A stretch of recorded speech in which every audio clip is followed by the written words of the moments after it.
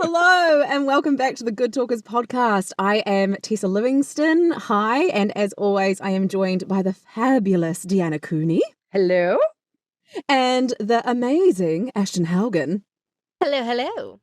And Jordan, we've got producer Jordan with us. Hello. Yo. So nice to be joined by you all again. Today, we are talking the good talk on the expectations and realities of what it is like to actually be a voiceover artist. Now, I found this amazing blog, which was posted into one of the Facebook groups that I follow for voiceover artists, by Billie Jo Konze, or Konze. I couldn't find where to pronounce her last name, so I'm going to go with Konze. And if she's listening, I'm so sorry. I'm so sorry. Please hit me up and let me know how to pronounce it properly later. But she has this amazing article on, she introduces it by saying, if you're a parent, you've probably owned a copy of the book, What to Expect When You're Expecting. And that's basically the whole premise of what she's talking about with voiceover, what to expect when starting your voiceover career. And she is she's a voiceover artist, she's an on-camera and stage actor. So I think the first thing I would like to jump in with is one of the first thing that she says is that this is a difficult journey and you are not the only person experiencing these hard feelings that are going on. Like you're up for a little bit, you're down for a little bit, and there is so much going on. So I think the first thing that I would like to jump in with, because I know that Ashton and I have talked about this before, and I think Deanna, maybe you and I, the first thing she says is buying a cheap USB mic. Now we're like Jordan's face. Jordan should probably get this as well. Like his eyebrows are like yes. Yeah. Let's buy a Blue Yeti. Buy it? No. Oh, look, you've just stolen my whole story. Yeah, when I first started, I was like, oh, what's a good mic? What's a good podcasting mic? And or even like a voiceover mic. And the thing that I was directed to was a Blue Yeti. Now, Ashton, when her and I first met, when we first started talking about running our voiceover for beginners course, she was like, oh, what are you using? And I was like, I've got a Blue Yeti, and her face was like. I was like, oh no, what have I gotten into with her? Respect. We met over the internet. So she was like, oh dear Lord. And then when I was talking to Deanna a few months later, when I'd first met her, and I was like, I've got a Blue Yeti, and she was like, oh no. Would anybody like to explain? Maybe Jordan, would anybody like to explain why maybe this isn't the best move to make starting in your voiceover career? Jordan, definitely you. Yeah, well, they've done well. They're a bit like Nike. Everyone knows the brand and then now associates it with good quality, I think. The problem is they're just not great. They're just, they're widespread and they're used a lot of places, so people but if you dig into it, if you look for some genuine reviews, you'll find that they're not that good. They're very cost effective, which is another reason why people buy them. If you're going to, be a gamer or something, they're probably perfectly fine. If you're going to do it for your profession, they're probably most definitely not okay. Hence Ashton's response. Like, what is it? Let's talk a little bit about the tech of microphone use, right? And specifically around voiceover kind of stuff. And podcasting and voiceover, there's some real similarities there, but with voiceover, there's some really, really specific things that you need in a microphone. And a lot of those come down to audio quality, right? Right. So, Jordan, can you talk a little bit about that? Yeah, so I think with podcasting and voiceover, it's a little bit different. Like when I spoke to you guys, you all use condenser mics, and it's because they pick up a ton of different stuff. If you got chickens across the road, they're going to pick it up. So you get all of the nuances out of your voice, whereas a dynamic microphone's more directional, which is what I'm using right now. I'm assuming you guys are all using your condensers. Yes. They all look like condensers, yeah. So in that case, sometimes, depending on the environment, if you're in a studio and you've got a condenser mic, the studio is an amazing space in terms of sound. It's dead, essentially. So you don't get any echo or any of those things. You don't get those chicken sounds from across the road. So it picks up all the nuances. You get the perfect sound out of your voice.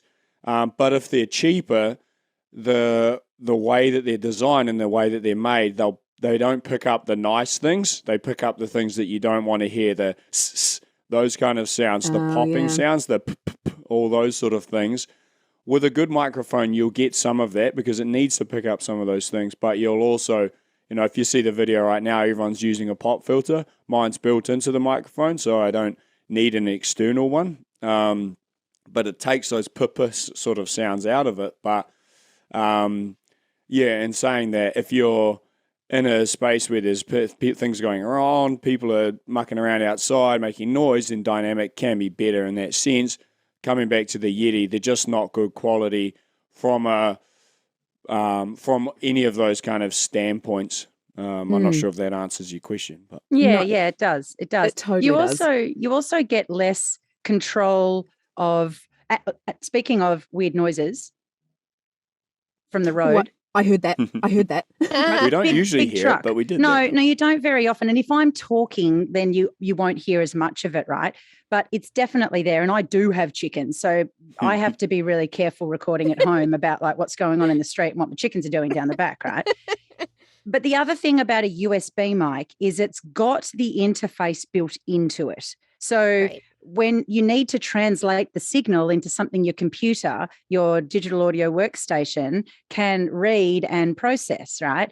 And when that's built into the microphone itself, it's not as functional, and the output of the quality of the output is not as good, right? It's like, so for instance, I'm a photographer, right? I don't have a camera that's also does video. My camera only does stills because that's what I do. And when you buy a piece of equipment that only does the thing that you need it to do and doesn't try and put a bunch of other functions into the one space, you get better versions of that one thing that you're trying to do. And a USB mic, it's like lots of things all packed into one tiny little thing. So all of the components aren't quite as good as they would be if you had them separate. So these condenser mics are also XLR mics, which means there's a cord that comes out of them that plugs into an interface, and then that interface plugs into our computers, right? So we're separating out the function. Yeah, so you're exactly right. It's like having a middleman who doesn't do their job properly. Yes. You say something, it goes in there, the middleman decides that they're going to do something different with it and spits it out into a product that your computer or whatever you're using understands. Whereas having, which means it's more practical, it's user-friendly for people who don't want to invest in audio interfaces and that sort of thing, like for a gamer or something along those lines. For all four of us, no good. There's too many people getting in the way. It's a bit like when we put a podcast onto another platform, for example, to go out to Spotify or Apple Podcasts.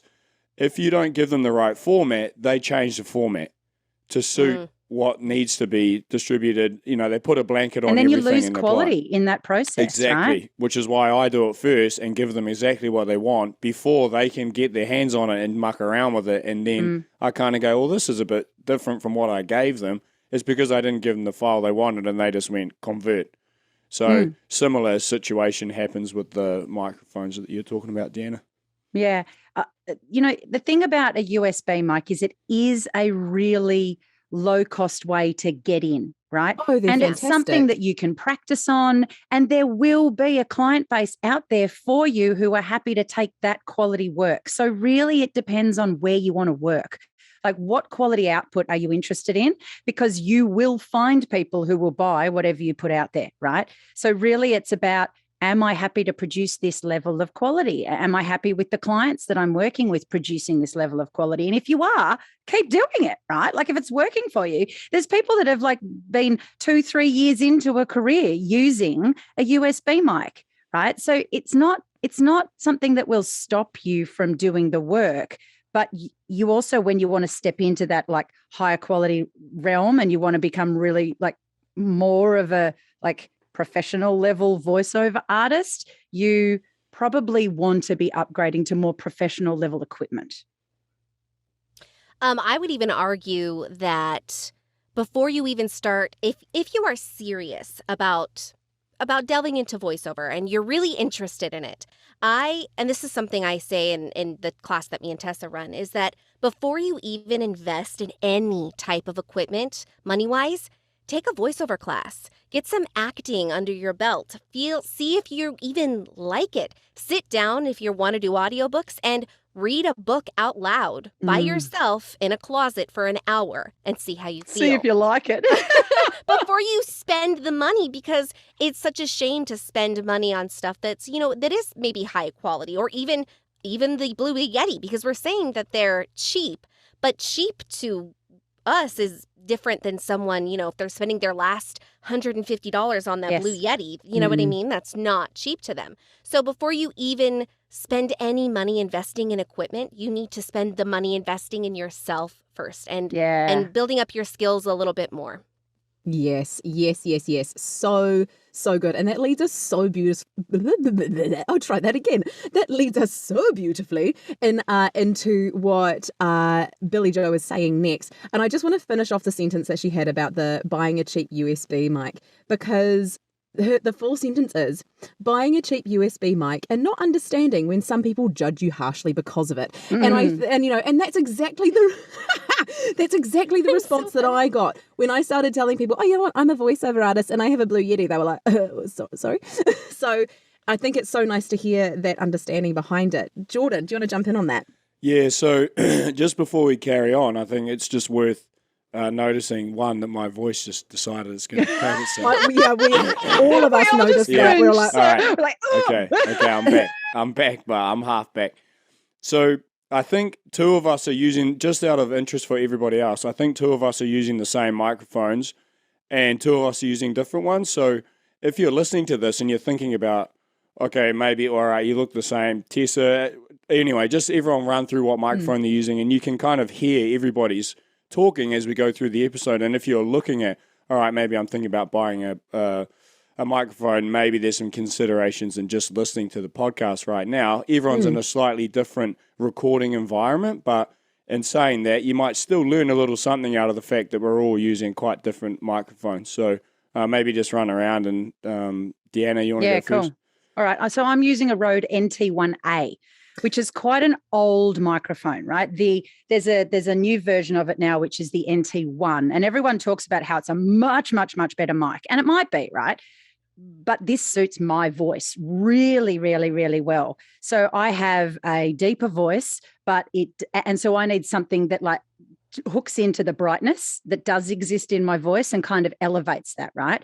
And I also am a little bit sibilant, right? So this microphone works really, really well for me, but I've been in front of many other microphones. There's expensive microphones that work just as well when I'm in a really good studio.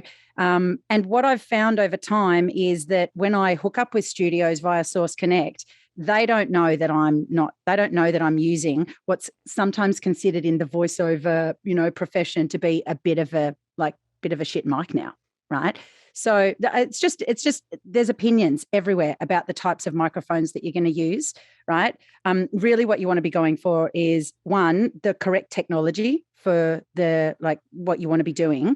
And that varies depending on what kind of voiceover work you're doing. And you want to go for something that suits your voice. And I know that this works for me. So this is the microphone I've stuck with. I've thought about replacing it so many times over the last 8 years and just never have, because it works. That's amazing. So that microphone you've had for 8 years. Yeah. And it sounds great. Well, yeah. I actually have the Rode NT1, which is exactly what this is. And so, but it's a workhorse. Like it doesn't, I've had it for 3 years. So I must have just gotten it when it was brand new to the market. And it's a great little mic. I always say it's the best investment I ever made. And I don't see myself getting rid of this mic anytime soon. Yeah. Yeah, I have a Rode NT1A as well. So I've got the same as you, Deanna. And I'm the same with my vocal type. I'm a little bit deeper. I think anyway. I don't, Yeah. Your register is definitely kind of lower. Right? So, so that suits out well for me. And also, like, I got this based on the recommendation of Ashton. Once I told her I had a USB mic. So, and it served me really well as well. It wasn't too expensive, and I know it's going to last. And if someone isn't happy with the gear that I've got for a certain job, they can send me to a studio. So, whatever it is, it always comes around. Nice, yeah. So Mine's an Electro Voice RE20, which is kind of like an OG. You've probably seen them on, if you can see the video, you've probably seen them on like broadcasting shows. They use them in radio a lot. They use them in television as well for just talk over sort of things. They're at the higher end, but this is my job, so I kind of had to really make a smart investment that. I mean, I don't think they've changed this mic in 15 or 20 years or something. It's been around forever. They haven't changed a single component in maybe longer than that. So there's some food for thought in that, and the fact that I actually think this works really well for my voice. And man, talk about making a good investment. They're expensive, but damn, I was so happy when I spent the money. Just in terms of quality because I'll go to somebody's office and set two of these up and get them both talking to each other and create a podcast. And I'm just like, man, every time I do this, it's so worth it because they're just making my life easier I've got to go then edit these things. If the microphone stinks, then I've got to try and save it, which isn't always easy. So yeah, back over to you, Tess. Actually, I can see Deanna. Deanna, what have you got to say about that? It looked like you wanted to add in. Well, yeah, what I wanted to say was the microphone that you choose to use absolutely will have an impact on your editing process, right? So it's really, really important. What you'll find when you're using a crapper version of something is you'll have to do a lot more work on the production end to make something sound the way you want it to sound, right? So it's really important. It's not just important from what kind of mic have I got and how special is this, right? And am I using a professional grade microphone? You also want to look at what it's producing for you. So, like Tessa and Ashton said, this is not a very expensive microphone. I think it was it's sub $300 Australian, right, to buy this microphone. But it, like Ashton said, it's a workhorse, right? It goes and goes and goes. And I trust the output every single time. I can pack this down, take it places, put it back together again, go somewhere else, whatever. And it just does the job really, really, really well. And I think that's just so important. I love what you said about how it's going to save you time on the back end doing editing, because when you invest in a good microphone, you have to also think that you are investing in like you said, your time. So if I'm spending so much less time fixing the things that I shouldn't have had to fix if I would have invested in a better piece of equipment, then that's just going to make my life so much easier, and it's making the investment of my time worth more. Yeah, totally.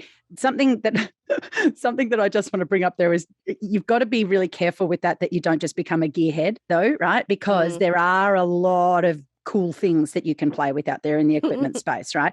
So yes, get something that services your needs, right?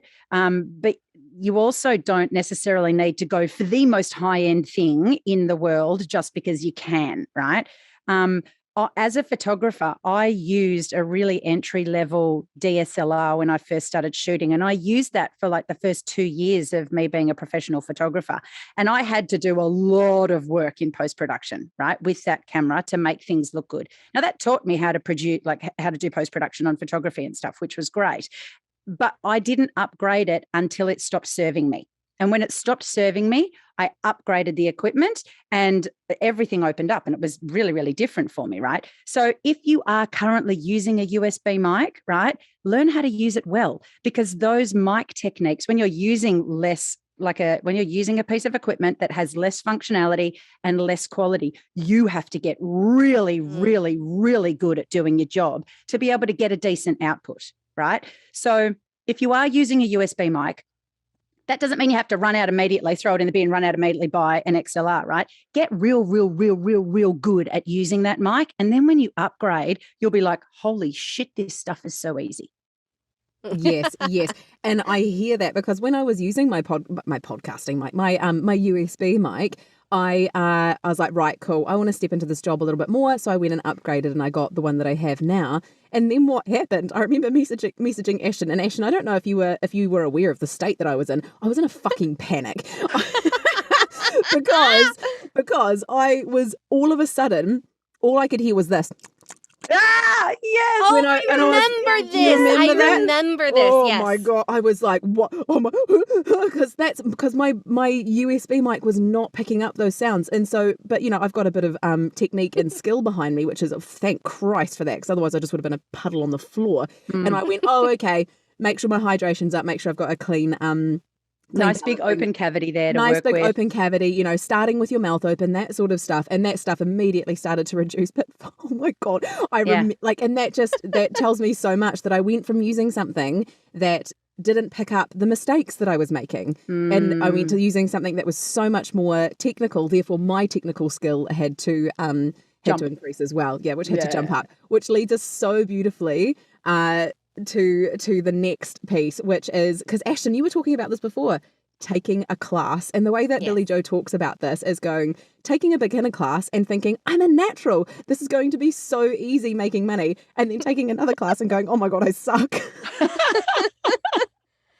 That is so true, though. Yeah. Can you speak to that, Ashton? Yeah, it's, if you've listened to some of our previous podcasts, I talk about when I started taking voiceover classes and how I just felt like, oh man, this is where I belong. And then I would take other voiceover classes and I was like, oh my gosh, like I know that I was the worst person in that class. Like I know that I was the worst. And then you would take another class and I'd be like, man, if that class was an audition, I got the job for sure. So, I feel like it's a little bit of imposter syndrome, maybe in our heads, that we always think that we're not as good as we are. And it's also a learning process. Like maybe that was a really off day for me, or maybe I was just with a group of such phenomenal people that I should look at it as, instead of I'm the worst in that class, that look at what can I learn from each of these other people, or what can I learn from this experience? And that's so funny, because the same thing happened to me. I was starting to feel kind of confident. I booked a couple of jobs with my agency and I was like, oh, this is going so well. And then Ashton and I had taught a couple of classes and people were really enjoying them. And I ended up doing a class with you, Deanna. And I'm that person in a class that if nobody puts their hand up to go first, I'll do it because it makes me feel uncomfortable. And I was feeling really confident. I was like, yeah, this is going to be good. This is going to be easy. This is commercials. What? Oh, easy. And then I went to start and I did my first read and Deanna was like, Tessa, have you warmed up? Oh, that's and I was like, yeah. And I was like, oh no. And you're like, okay, cool. And you said to everybody else on the Zoom call, everybody, can you please make sure you warm up now? Warm up. Because I was just feeling so confident, and it was just one of those things where you go, oh, I fucked up. Yeah, that was me. Yeah. Oh, so funny. So funny. I love doing classes. Classes are awesome, right? I'm really I feel quite privileged in that space because I've had a lot of experience. I've been doing this for a really long time, and that doesn't mean I'm really good at everything, but it means that my ego isn't in the way in those environments, right? I've had enough experience that I am happy to be in a new space, learning new things from whoever is there. And I know that I will learn something from every single person in that space if I pay attention, irrespective of their experience, their skill level, whatever, right? There'll be something that I learn from someone in that environment. And it's why I love group learning environments, right? But the other thing is, I am secure enough in myself that now if I fuck it up, I just go, oh, cool, I've just got some shit to learn there, right? Yeah. And I don't feel diminished by not knowing how to do something. I've learned enough things over my life that I know I can learn stuff, right? I know that not being able to do something is actually fucking exciting because now I've got this really cool learning process that I get to go through if I want to, And I love how in classes, it's a much different environment, and it's like that is the place that you need to play and you need to figure things out and do things differently than you would normally do, because that's the only place you're going to get feedback and you're going to hear what other people think, what other people are saying, because sometimes you're stuck in this closet in your booth by yourself and you're listening to yourself over and over again and you're so in your head and you don't know what's good or what's bad. I mean, it's crazy. But then you hear somebody talking in a class, and when you allow yourself to play in that space and get some feedback, it's so fun. It's so uplifting. I try to take classes at least once a month. I would love to take more if I had the money and the time. But being in those spaces, it's not only uplifting with the people that are around you, but also just uplifting to be able to just breathe and have fun with the thing that we all love to do, which is, our voice is acting. Yeah. And look, you mentioned something early in that bit just there about play, right? And you have to, play happens in a low risk environment initially, right? When you're learning how to access this kind of stuff.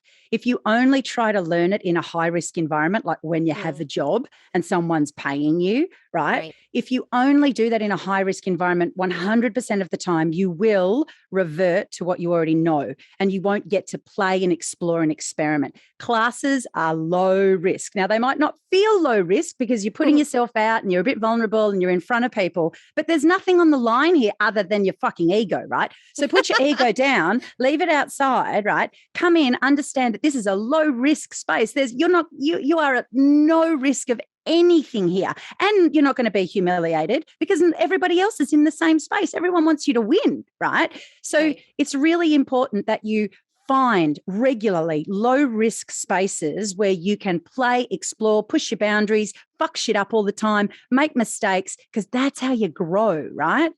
Yes. And I love that. So this leads us on to the next point that Billie Jo makes so beautifully. It's like you guys just know what's coming next. I'm just going to feed into this. Honestly, it's amazing. So the next bit that she makes is getting private coaching and discovering all of your bad habits. Now, I would love to know, I'm going to throw everybody on the spot. I've got one, and I'll start off with the bad habits that we had to learn to get rid of. And mine is being so articulate to the point that it's obnoxious. Yes. That's and the it same does as me. sound obnoxious. It does sound like it lands as condescending. Sometimes high degrees of articulation are really, really, really functional. Like you have to be able to bring it in when you need it. But if you hit every T when you articulate all of your words and your Ds and your Ts and you hit them hard, people feel like they're getting the finger pointed at them. Yes, because that's something that I have been praised for my entire life. It's the whole reason I ended up in the voice realm, in the speech therapy realm, and all of that stuff. Oh, you're so articulate. You've got a lovely, clear voice. And I did for my acting college once. I had to do. I did a Scottish accent, and I did the opening monologue from Trainspotting, which was great, and I did really good. I hit all the marks. Really happy with it. And then the vocal coach was like, it's good, but can you dirty it up a bit? You're so clean. And I get that feedback quite frequently. They're like, we really like it, but it's a bit proper. Yes. Yes, I get the same thing because I come from a musical theater background. And so when I was taking classes, one of the first things they asked me was, do you have a background in musical theater? And I'm like, why, yes, I do. And they're just like, we need you to not be so musical theater-y. We need you to be a little bit, mess it up. Like Tessa said, we need you to mess it up a little bit. And if you drop a consonant here and there, we want you to talk like a person, basically. Can you talk like a person? So, that was a huge, huge learning curve. I also had to learn, especially when what's interesting is when I was doing private coaching with an amazing coach named Katie Ziner.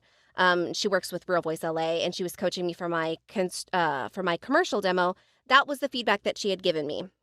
And then a couple years later, I started coaching to do my animation demo, which I was really excited about. And so I have all this background information about, oh, Ashton, you need to mess it up. And then I get to the animation part, and she's like, no, I want you to have some of that musical theater stuff that you think is not great is so good in animation. Like, bring that out. Bring that princessy part out when you're being a princess, and bring those things out. So you can always use even the things that you think are bad, maybe in one area of voiceover, you can use them in another area and they work beautifully. This is such a valid point, right? Because actually nothing is bad. Not a single thing that you can do with your voice is bad. It just is about finding the right context for that particular use of that particular tool, right? And the thing about voiceover is it's across the board, across all of the niches of voiceover. What you really, really need to be able to do is recognize what the vocal tools are and how to utilize them independently of one another so that you can dial them up and down when you want to, So all of that crisp articulation, you want to be able to go, 5% more of that, please, or dial that down 50%. Right. And the only way to do that is to understand what those tools are and get really proficient at them on their own, but don't ever throw anything away. Right. Totally. Everything is going to be useful and functional in some space at some point. Totally. Yeah. Yeah, absolutely. Because being articulate is important in some places. Being messy is important in other places. So you just got to kind of roll with how each of those go. Now I'm going to jump back onto the article because I feel like we're going to get a quarter of the way through it. Probably. So that's probably all that's going to happen, right? Just pick out some salient points. We'll just talk about those. Just some salient points. And now this one I really, really agree with because it is one of the things that I hadn't noticed until I started doing what I'm doing. Now, many of you who have been listening will know that we've got our own voiceover booths. We've got our own home setups. I'm inside a wardrobe with some duvets. Ashton, you're in a wardrobe too, yes? Yes, I'm in a walk-in closet and I've got some sound treatment as well. Yeah, cool. Deanna, whereabouts are you inside your home? I am in my bedroom, right? Oh. This is hang on. Right? This is a backdrop. It's actually a piece of photography equipment. It's I use it when I'm shooting portraits and I want a plain white background behind people. But it's fabric. So it's nice and kind of soft and really good at absorbing sound waves. Yeah. But my bedroom, I have really high ceilings, so I don't need any sound treatment above me. I've got an open wardrobe here, so just a whole pile of clothes. I've got an open wardrobe just there, a whole pile of clothes, big bed covered in a big doona. I've got thick carpet on the floor, and directly behind my microphone, what you can't see, is I've strung up some blankets and stuff just to prevent reflection from the wall behind me. But it's not a booth. It's just my room. Right. For those, I wish I had a horn in that moment to go, woo, because for those of you who are international and don't know what a doona is. Oh, of course. Of course. What's a fucking doona? Oh my God, how do I get one of those? What's this? Where's my doona? That old. Is it a donut? She's got donuts? No, it's the big fluffy thing that goes on top of my bed that I sleep under. I don't know. Some people call it a duvet. A duvet. Yes. Cool. They're called doonas in Australia. Aussies call them doonas. Yeah. It's me doona. It's me doona. I was as soon as I heard that, because, being the Kiwi equivalent, I was no one's going to know what that is. No one's going to know what that is. I was she's got donuts in her booth. I was yeah, snacks for sure. That's definitely a must-have. They're really good at absorbing sound waves. Yes. And you can snack on them. Oh my God. Okay, so now that we know where everybody is, Jordan, whereabouts are you? What are you inside? I'm actually in my bedroom as well at the moment.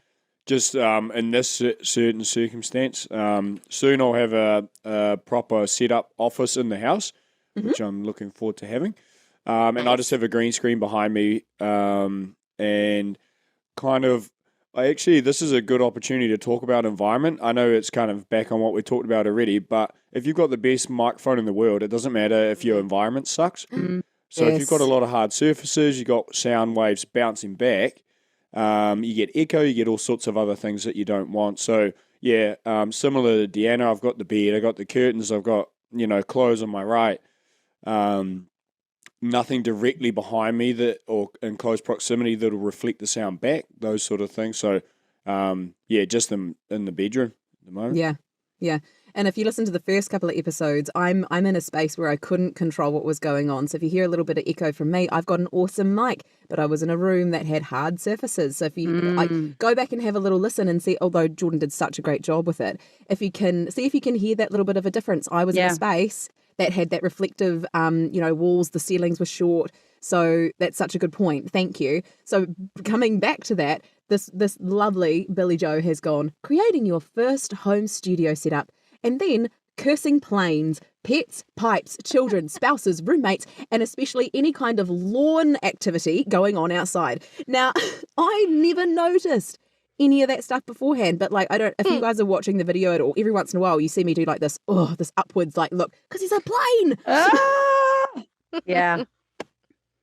I teach right from my house, and in every single class that I do, there's chicken noises. right? Because we've got chickens in the backyard.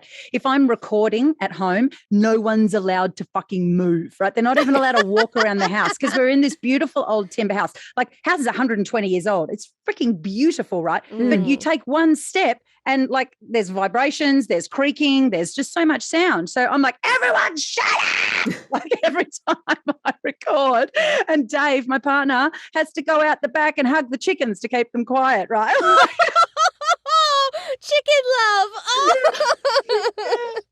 That's so cute. Mine is I live in Los Angeles in a condominium apartment like complex. And so we have very amazing gardeners that come and do work on the grounds every week. And so I knew on Friday mornings, okay, I can't record on Friday mornings because they're going to be here from about 7 a.m. till noon with leaf blowers and chainsaws, and they do a fantastic job on the bushes. They look beautiful. But then they switched it up on me and they started doing it on Tuesday mornings. And I was like calling them and I was like, is this going to be the schedule? Because I need to know. I need to know when you guys switch it up on me so I don't schedule like a session to be at that time because like, what am I going to say? You know, client, Netflix, like, what am I going to say? Sorry, guys, you know, it's just crazy. Dynamic mics, guys, way less stress. Directional sound just picks up the cone that comes out of the front end just of the not microphone. As good for voiceover though. They're just not, right? Like everyone you speak to about voiceover says, yeah, sure, you can use a dynamic mic, right? But you lose so much vocal quality. And it depends on what you're doing, like particularly with advertising work, possibly with something, I don't know this for sure. So if anyone's listening, let us know if I'm completely off the mark here. But for something bigger, like promo work, maybe like a dynamic mic might be okay because you're projecting more and it's bigger and all that kind of stuff. But for advertising work, we do a lot of it here.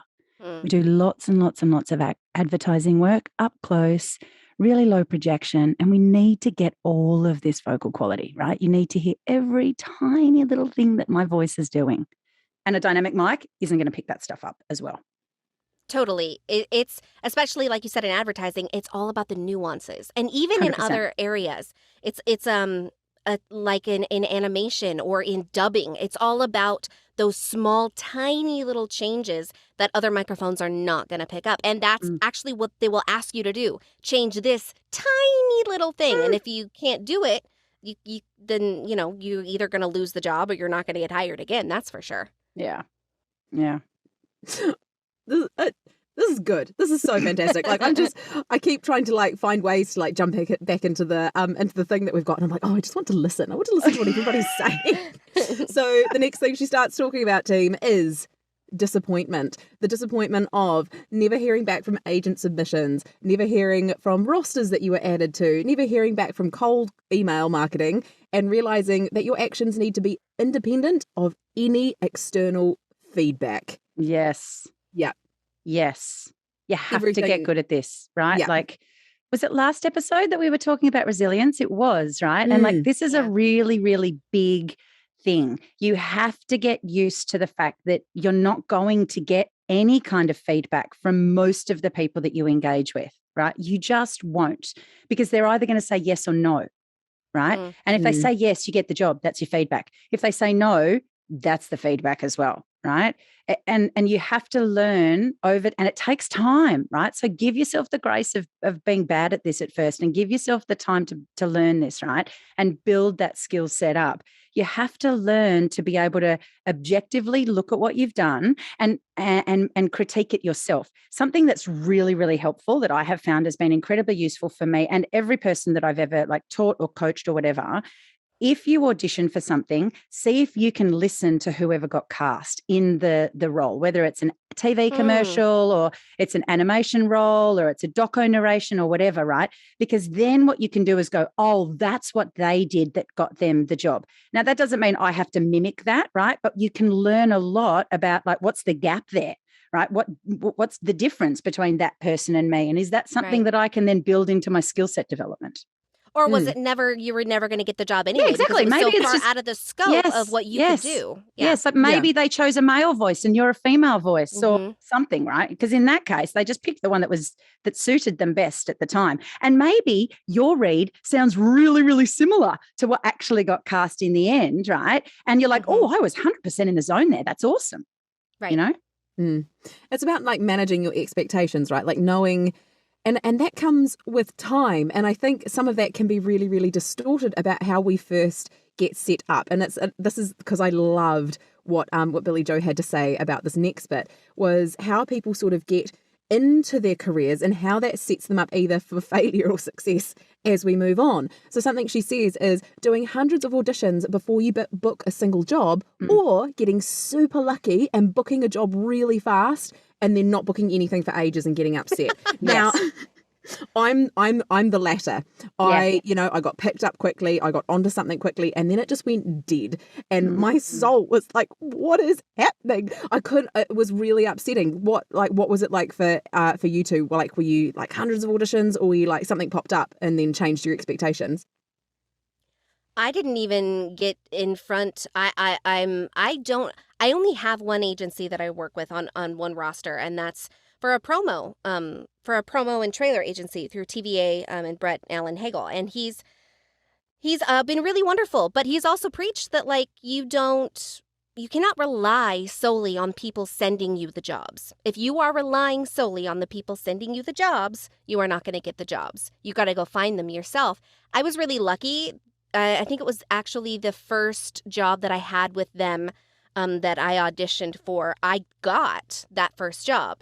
Now, having said that, they say that you are a really successful voiceover actor if you can land 1 out of every 100 auditions that you do. If you get the job out of 1 out of every 100 auditions, then you can call yourself a success. And I've heard that from more than one person. And so I think you got to really keep that in mind, that 100 no's might equal a yes. And so instead of thinking about how many, like being disappointed with your first no or your second no or your third no, think of the perspective change that you could have if you think, oh man, I got through my 50th no. I'm almost to 100. Like I'm so excited to get through all these no's so that I can finally get to my yes. Yeah, that's really interesting. There's things about that are very specific to the way that you approach your voiceover career as well, right? So if you're a freelancer and you are going out there and you're looking for client base all of the time, then yeah, that's 100% applicable. It's a bit different for me because I have an agent, and in Australia you have one voiceover agent, right? Like that's just the structure of it. You can have a separate acting agent, but you also only have one of those as well, right? So I don't audition for that much stuff. And my hit rate for auditions is probably 1 in 5, right? But that's because I'm very targeted, right? So my agent only puts me forward for things that she knows that I'm in with a chance to get, or people come and ask me to audition for things. And so they're already ready for me, and then they're just comparing me to a few other people. Right. So my process is really, really different to that whole, like, do 100 auditions. But I love that mentality. And as an actor, as a freelance actor or an independent actor, it's the same kind of thing. You just got to put yourself in front of people. Right. And the other thing to keep in mind about those 100 auditions is they are not in a vacuum. That person that you audition for, if you're good, they remember you. Just because they didn't cast you doesn't mean they don't remember you. And it doesn't mean that they're not on the lookout for you next time. Or if something comes up that they're like, oh, that person was awesome, that I reckon they'll be great for this, then you're in, right? So every audition isn't just a no. It's a not right now, or it's a, oh, great, really loved you. I'm going to keep you, I'm going to keep your details so that I can get in touch with you down the track. Also, I think that we're in very different points of our careers. 100%. I am just starting out, and so I don't have that client base. I do have some freelance clients. I'm still building, and I'm building in a time where everybody else wants to do this too. Mm-hmm. So the market is flooded. There's so many of us out there fighting for these jobs. Now, having said that, I feel like there's probably also a lot more jobs out there. Way more than when you started. Yeah. So I feel like it's vastly different. But I cannot wait to get to that spot where, that I'm only being submitted for things that, people know for sure this is right for me, because Yeah. I'm even still trying to figure that out for myself. Like, Yeah. I'm still in a space where I'm trying to figure out what is exactly my niche. What is my thing that I nail every single time in this industry? Yeah. And because I'm in that same space as well, still figuring out, like where my core sort of strengths and skills are, and, taking my own time to build things as we move on. But and it's in the article as well. You guys moved on to the next thing so beautifully. Again. It's that sense of jealousy when you see other people succeed and then looking at them and going, oh, they've probably been doing that a bit longer than I have. That's cool. And actually learning how to moderate that you're not really in competition with anybody other than yourself, and how Absolutely. you stay motivated and how you get better and how you look after yourself. So, I've probably only got time for, Deanna to share. Well, the other thing that I wanted to say about that is that's how you build longevity in a career as well. Like if you're constantly comparing yourself to everybody else, you can't really build a long career because you're only building based on who's around you immediately. The only way to have longevity in this space is to focus on yourself, like building your own skills, allowing yourself the time to do that, and thinking about this as a long game. Not just like, how do I get to where that person is? Like, that's a great motivator. How do you get to where that person is? Well, you've got to do all these different things and blah, and blah, and blah, right? But you still have to look at yourself and work out where you are, what you want to work on, where you want to go. And that's going to change over time because your voice will change, the market will change, the kind of work you enjoy doing will change. You might decide to go laterally and like become a different sort of like work in a different niche or something like that. And if you're always comparing yourself to other people, you won't have the freedom to make those changes when you decide it's the best. Yeah, so on point. And it's so hard to start understanding that. I think it takes a bit of time. And the final thing I'm going to mention from this article, because we've gotten about 2/3 of the way through. So if people are really interested to read what Billie Jo has written, there is more on it, and it is. We'll put it in the show notes. Yeah, we'll put it in the show notes and you can go have a look for yourself. But I think this next thing was so very, very important, because when I started doing voiceover, this is how I felt about things. It was believing that having a nice voice is going to be enough to get you through this career. The funny thing is, like, that's the least of it. That is the least of it. And understanding that it's not actually about the way that your voice technically or mechanically sounds. It is about the way that you can make other people feel with your voice and with your sound. And that was something, when I read that, I went, oh yeah, I spent a bit of time living in that. Well, I have a nice voice, so I should be successful. No, that's not how it exists at all. And I think touching on that point, just as we start wrapping up, is really important. Yeah, and look, these days, the diversity that is being looked for in the casting space means that it actually doesn't matter how you sound, right? Absolutely. If you can generate an emotional response from somebody else, there's going to be something that you fit in, right? And studios and people who cast and people who book are looking for new, interesting, different sounding things all the time, right? People are writing now with huge amounts of diversity as an underpinning, like, part of their process, right? So it used to be that you had to have a particular sound. Like 20 years ago, there were like 5 different style voices doing voiceover, right? And if you didn't fit into one of those slots, you didn't have a fucking career, right? But it's just not like that anymore. The more different you sound, the more interesting you are in a lot of spaces. I know somebody here in Australia, she's Sammy Gunner, amazing actor, really beautiful voiceover artist. Has this really kind of high-pitched, young-sounding voice. She's like in her 30s, I'm pretty sure. Maybe even 40s. I'm sure she'll let me know how old she actually is. But she's a grown-up, right? But she's got this kind of high-pitched, childish-sounding voice, like kid-sounding voice. So she's really good in the animation space. She can do kids' voices beautifully, right? And I know that she had real issues for a while thinking she wouldn't find her space in commercial, right? She was sure that her voice wouldn't fit commercial, and she's getting commercial work, right? Wow. Because the work is there. So you've just got to have confidence, right? Just accept the way you sound. Go, this is me. This is who I am. Learn how to be a fucking good actor and you'll get the work. 100%. You nailed it. You nailed it, Deanna. That's exactly it. Look, we haven't gotten all the way through this article. We haven't done the segments we said we would do. But I think this is such a beautiful place for us to wrap up. And, we can do sounds we can't make next time. Yeah.